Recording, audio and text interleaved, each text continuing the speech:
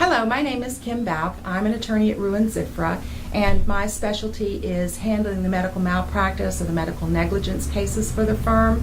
So if you think that you might have a case where your healthcare provider, the hospital, the nursing home has committed malpractice and you called into the office, you would be most likely be given to me to screen your case, or we also have on staff a full-time registered nurse who helps me screen calls.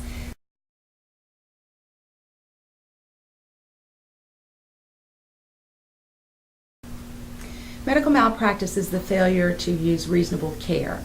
In the case of a healthcare provider or a hospital or a nursing home, what we look for is the standard of care provided by your healthcare provider or nurses or the nursing home personnel.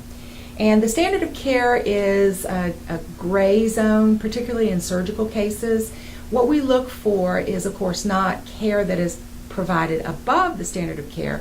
That would be perfect care, and of course no one's perfect. What we look for are cases that fall outside of the standard of zone care. Those are the types of cases that can be actionable if the care is negligent or we can prove medical malpractice. There is another issue also that needs to be looked at very, very seriously when we are determining if there's negligent care.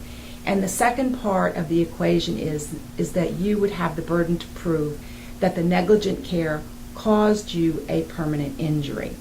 Now, when I talk to my clients, one of the things I will say is, if I were to give you an example of how negligent care is not actionable, let's say, for instance, you go into the emergency room and you have a splitting headache, the worst headache of your life.